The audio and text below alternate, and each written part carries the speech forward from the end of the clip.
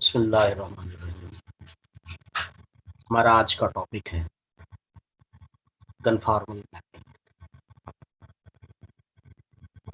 इस टॉपिक के ज़िमन में जो चीज़ें हम पढ़ेंगे उनमें अव्वलीन कन्फॉर्मल मैपिंग ही है। ये क्या होती है, किस तरह से वर्क करती है, इसकी डेफिनेशन क्या है, फिगर से इसकी वजाहत क्या है, इसकी इलस्ट्रेशन क्या है, एग्जाम्पल क्या है, प्रॉब्लम्स क्या है, ये सारी चीज़ें हम डिस्कस करेंगे। Let us start with conformal mapping. We know that a non-constant linear mapping acts by rotating, magnifying, and translating points in the complex plane.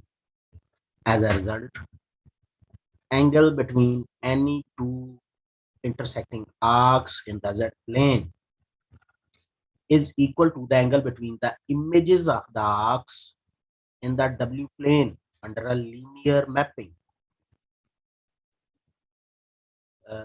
Very important point कि हमारे पास दो तरह की प्लेन्स हैं।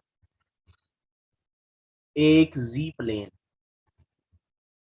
प्लेन में ट्रू इंटरसेक्टिंग आर्क्स, उनमें कोई angle पाया जाता है। दूसरी हमारे पास डब्ल्यू प्लेन, उसमें जो आर्क्स हैं वो images of the arcs in the G plane, यानी इमेज आर्क्स। ये जो इमेज ऑफ आर्क्स हैं इनमें भी कोई एंगल पाया जाता है। जो जी प्लेन है उनमें भी है और डब्ल्यू प्लेन में जो इमेजेस हैं उनमें भी है। तो ये जी प्लेन में आर्क्स का एंगल और इमेज ऑफ आर्क्स का एंगल इक्वल है। ये जहां पर आप देख रहे हैं कि कर्सर, दोनों का एंगल सेम इक्वल होगा। कम्प्लेक्स मैपिंग, अब कन्फॉर्मल मैपिंग को डेफिनेशन का रूप, उसके बारे में एक बड़ा जबरदस्त पॉलिसी साज जुमला यहाँ पर कहा जा रहा है। Complex mappings that have this angle preserving property are called conformal mapping. ऐसी कम्प्लेक्स मैपिंग जो एंगल को प्रिजर्व करे उन मैपिंग को कन्फॉर्मल मैपिंग है। Analytic complex function, any analytic complex function is conformal। हर complex function जो होता है, जो एनालिटिक हो, वो अगर डोमेन के कुछ पॉइंट्स पर कन्फॉर्मल होता है, जो एनालिटिक कम्प्लेक्स फंक्शन है, तो जिन पॉइंट्स पर वो कन्फॉर्मल होता है वहां पर डेरिवेटिव नॉन जीरो होता है। ये जो हमने जिन जिन पॉइंट्स पर कोई फंक्शन कन्फॉर्मल होता है उन पॉइंट्स पर डेरिवेटिव नॉन जीरो। ये हमने दूसरा रिजल्ट अभी देखा। पहला हमने ये देखा था कि ऐसी कम्प्लेक्स मैपिंग जो एंगल को प्रिजर्व करें उन्हें कन्फॉर्मल मैपिंग कहते हैं। दूसरा रिजल्ट अभी जहां पर कर्सर है आप देख रहे हैं, यहाँ पर हमने देखा कैसे कम्प्लेक्स एनालिटिक कम्प्लेक्स फंक्शन जो कन्फॉर्मल होते हैं, जिन पॉइंट्स पर कन्फॉर्मल हो वहां पर डेरिवेटिव नॉन जीरो होता है। इसका ये मतलब होगा जितने एलिमेंट्री फंक्शंस होते हैं वो सब के सब किसी ना किसी डोमेन में कन्फॉर्मल होते हैं। आइए अब इन डिटेल हम इसे जरा डिस्कस करते हैं।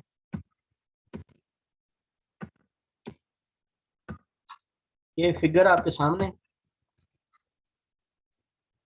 ये जी प्लेन की फिगर है।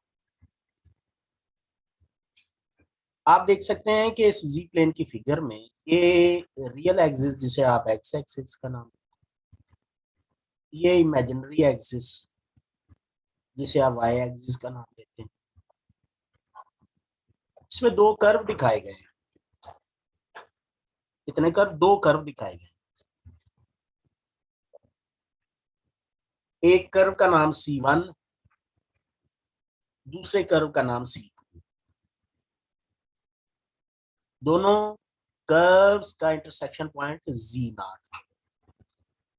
अब आपसे ये सवाल है कि बताइए इन दोनों कर्व्स का दरमियानी एंगल क्या होगा? तो इसका जवाब ये है, दो कर्व्स का दरमियानी एंगल दरअसल angle between the tangents at the point of intersection. In point of intersection पर दोनों कर्व्स के अलोंग टेंजेंट्स ड्रा कीजिए। उन टेंजेंट्स का जो दरमियानी एंगल होगा वही इन कर्व्स का एंगल समझा जाएगा।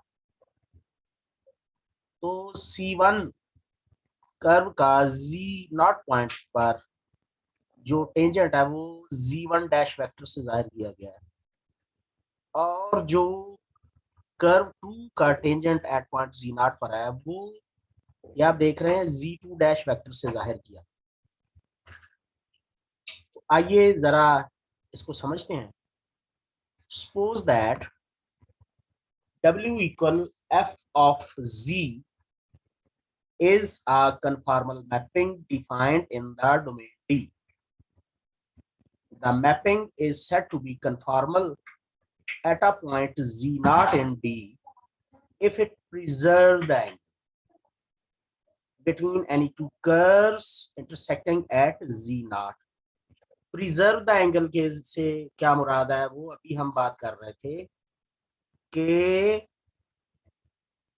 जो हमारे पास दोनों कर्व के दरमियानी एंगल होंगे वही एंगल मैपिंग के बाद भी होंगे।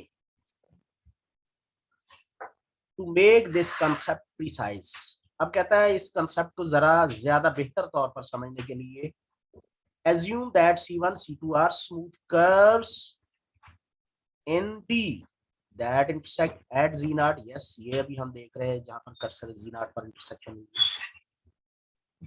have a fixed orientation as described। इनकी ओरिएंटेशन हमारे सामने है। let Z1 of T and Z2 of T be parameterization of C1 and C2।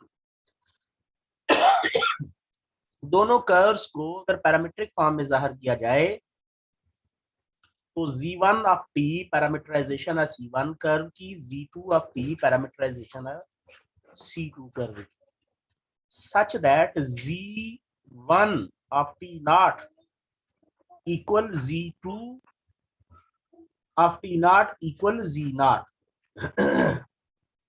यानी T नॉट वो वैल्यू है जहां पर दोनों parametric equation same value Z0 देती है, such that orientation of C1 and C2 corresponding to the increasing value of the parameter theta, because C1 and C2 are smooth। The tangent vector, अब इस Z0 पर tangent vectors का जिक्र करते हैं। Z1 dash tangent vector equal Z1 dash of T0 and Z2 dash equal Z2 dash T0 are both non-zero vectors। जिनकी conformal mapping दिखानी होती है, जिन पॉइंट्स पर वो कन्फॉर्मल होते हैं वहां पर टेंजेंट्स नॉन जीरो होते हैं। ये प्रॉपर्टी ध्यान में पड़ी। We define angle between C1 and C2 to be the angle theta in the interval 0 to pi। अच्छा, ये जो Z प्लेन में कर्व्स की इंटरसेक्शन पर जो एंगल बना है उस एंगल को रिप्रेजेंट करेंगे थीटा से, और उसकी वैल्यू आएगी 0 से पाई तक। Angle theta in the interval 0 pi between the tangents vector Z1 dash and Z2 dash. ये जो एंगल की वैल्यू होती है, जो कर्व्स की दरमियान एंगल होता है, दरअसल वो टेंजेंट्स का दरमियानी angle. Now suppose that under complex mapping, अब मैपिंग क्या होगी, W equal f of Z, the curve C1 C2 in Z plane, Z plane के कर्व्स C1 C2 है। अब वो मैप होकर डब्ल्यू प्लेन में क्या रिजल्ट बनाएंगे? Z plane curves in Z plane are mapped onto the curves C1 dash and C2 dash in W plane. Z plane के curves जब W प्लेन में मैप होकर जाएंगे तो उनके नए नाम C1 dash C2 dash होंगे. Because C1 C2 intersect at Z naught, we must have C1 dash and C2 dash intersect at F of Z naught. C1 C2 ने Z naught पर अगर इंटरसेक्ट किया था तो C1 dash C2 dash F of Z naught पर intersect करेंगे. If C1 dash and C2 dash are smooth, then the angle between C1 dash and C2 dash at F of Z naught is similarly defined to be the angle phi in the interval 0 to pi between the similarly defined tangent vectors W1 dash and W2 dash. We say that angle theta and phi are equal in magnitude if theta equal phi. जरा इसको एक देर से देख लीजिए कि हमारे पास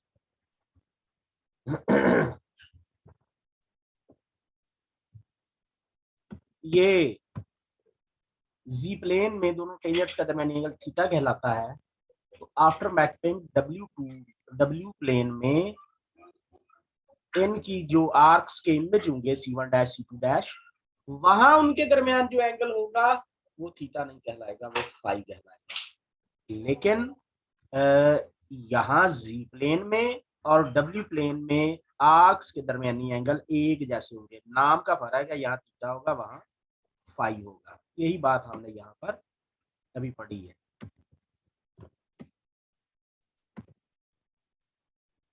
In Z plane, vector Z1 dash, whose initial point is Z naught, can be rotated through angle theta onto the vector Z2 dash. Z1 dash vector को theta angle rotation दी जा सकती है Z2 dash पर.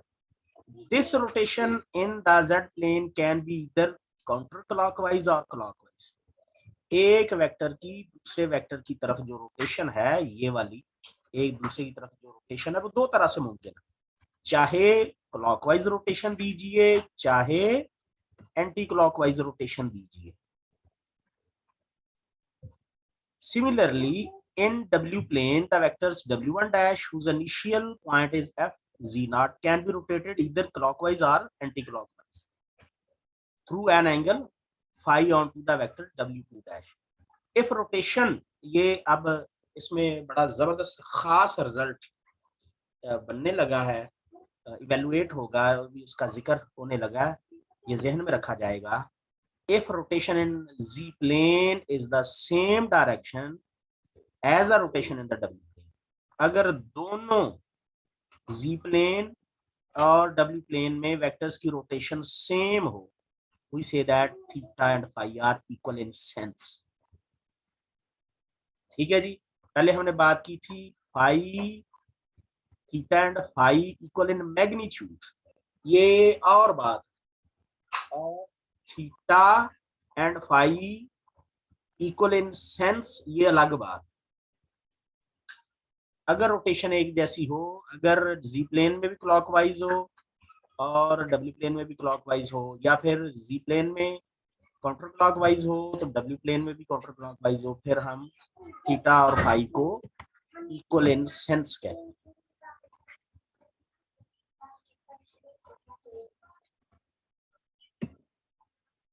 अब एक दफा फिर जरा इस पर, अभी हमने डेफिनेशन देखी कन्फॉर्मल मैपिंग की. ऐसी मैपिंग जो एंगल को एंगल प्रिजर्विंग प्रॉपर्टी रखती हो, कन्फॉर्मल मैपिंग कहलाती है. और जितने भी एलिमेंट्री फंक्शंस होते हैं, ट्रिग्नोमेट्रिक, ट्रांसडेंटल, एक्सपोनेंशियल फंक्शन, वो किसी ना किसी डोमेन में कन्फॉर्मल होते हैं. ये दो बातें. तीसरी बात हमने ये देखी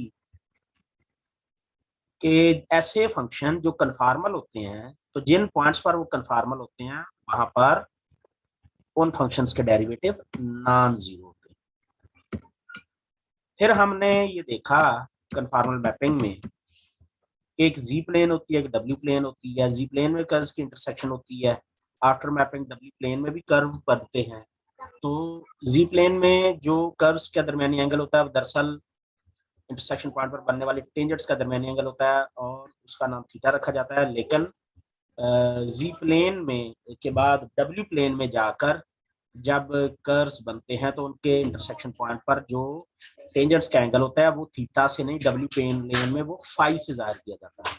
तो थीटा और फाई मैग्नीट्यूड में इक्वल होते हैं, लेकिन अगर इनकी रोटेशन भी एक ही तरह से हो तो फिर हम इक्वल इन मैग्नीट्यूड के अलावा इक्वल इन सेंस भी कहते हैं। तो इसमें एंगल थीटा और डब्ल्यू प्लेन में एंगल फाई होता है। तो आज का इतना।